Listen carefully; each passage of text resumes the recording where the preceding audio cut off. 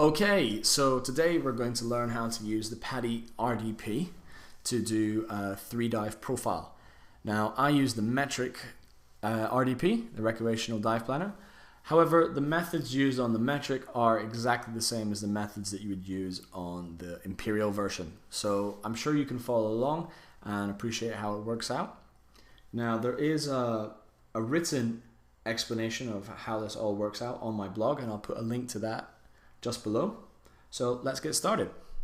So let's do our first dive, 15 meters for 40 minutes, then followed by a 65-minute surface interval. If we look at our dive planner on the first side of it, you can see here it says Table 1, no decompression limits and group designation table. Table 2, surface interval credit table. So on the first side we have two tables. Now we need to start with the first table, as our first dive is for 15 meters for 40 minutes. So we have a look up here at the top of the depth. We look for 15 meters. We see that 15 isn't there, so we have to round up. So we round up and choose 16. Now we're going for 40 minutes. So we just look down that column until we find 40 minutes. So you can see here, we go down, we find 39 and 42. Again, 40 is not there, so we have to round up, giving me 42 minutes there. Now we can then work out our pressure group at the end of the dive by just scrolling across, and we can see that it's N. We can go that either direction. So N is our pressure group after the dive. Now the plan is to do a 65-minute surface interval. So what we do is we have a look across in this surface interval credit table and look for, in one of these little intervals, where 65 would be. So we can see 52 minutes, 59 minutes, 1 hour, 1 hour and 8. So in the 1 hour and 1 hour and 8 box, 65 minutes will lie. So we can just highlight across there. Now all we have to do from there is scroll down until we get to the bottom of the table, and this tells us the pressure group after the surface interval. So our pressure group after the surface interval is D. Not so difficult. Let's recap all that information. It's a 15-meter dive for 40 minutes. We have to use 16 meters because 15 is not on the table. We have to use 42 minutes because 40 is not on the table. So after the dive, we have a pressure group of N, and after the surface interval, we have a pressure group of D. Let's fill that into a dive profile. So, depth of 15 meters, maximum bottom time, 40 minutes. I always do a safety stop on every dive. Even though they say it's recommended and you don't have to, it's something I always do. I rather err on the side of caution. The pressure group was N, so after the dive, an hour and 5 minutes, 65-minute surface interval gave us a pressure group of D. Okay, so now we can start on working out our second dive. So we're going to do 13-meter dive for 26 minutes, followed by a 40-minute surface interval. However, because we've already been diving, our body has already collected some nitrogen. So what that means is we need to calculate how much residual nitrogen is in our body.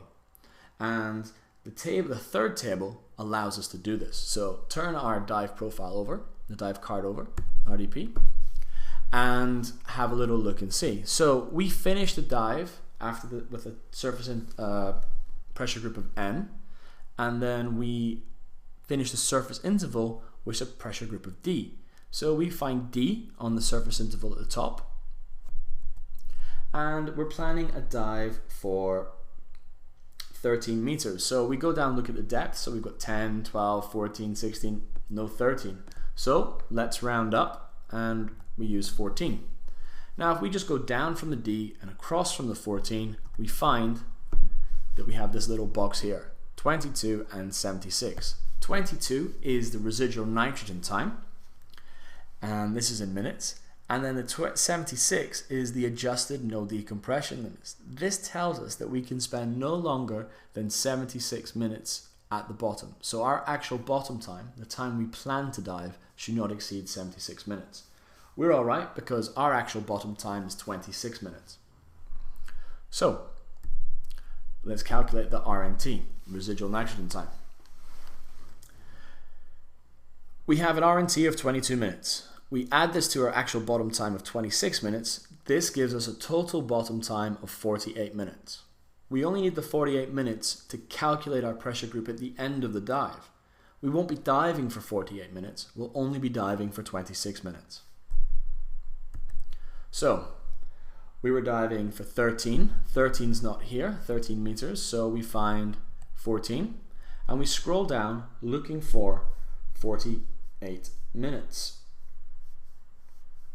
Okay, and we see that we have 47, 50, so it must be 50 we use because 48 is bigger than 47. The pressure group then that we find at the end of the dive is N. Again, that's just coincidence, it's not always going to be that. And then now we're doing a 40-minute surface interval. So we scroll across and we find where 40 lies, so that's between 37 minutes and 43 minutes. And then we can just move down and we find that at the end of the surface interval we have a pressure group of G.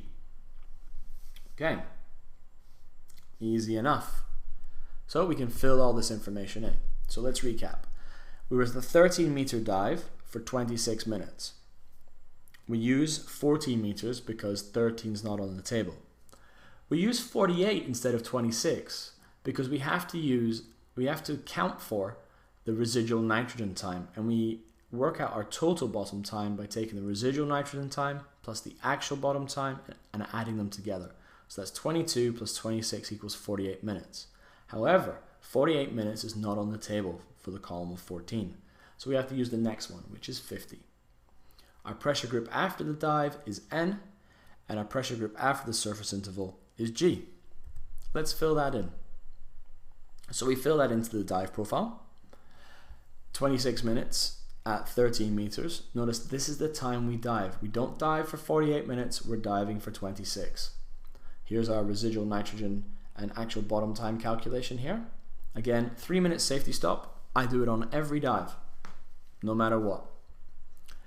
Then the pressure group after the dive was N, the surface interval is 40, and then the pressure group after the surface interval is G. Now, let's do the third dive. We're going to do an 11-meter dive. How long can we dive for? This is important to know. If we decide to do a dive that's too deep for too long, we could end up with a decompression obligation, meaning that we cannot exit the water, and as we're not trained for deco, this could be a big problem because we may not have enough gas to get us out of this situation. So we need to work out how long we can spend down. And this is basically, we need to work out our adjusted no decompression limit.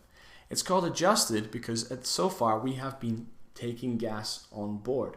We've been accumulating nitrogen inside us, and therefore the no decompression limits that we would normally have are no longer applying, and we have to use an adjusted one. So we jumped to table 3, and we started with a pressure group of G because that's where our surface interval ended. Now we're doing 11-meter dive, but 11 meters again isn't on the table, so we're going to use 12 meters. Bring those two together and we can see that we have a residual nitrogen time of 35 minutes and an adjusted no decompression limit of 112 minutes. That's close to 2 hours. Now, not a lot of people can even manage an hour dive, let alone 2 hours. So there's plenty of time that we could be diving for. So let's just decide that we're going to dive for 30 minutes.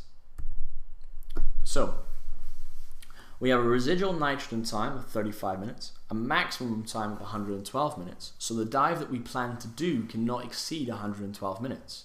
So as I said, we're going to plan for a 30-minute dive. That does not exceed 112 minutes, so we're okay there. And remember, to calculate our total bottom time, we take the residual nitrogen time plus our actual bottom time.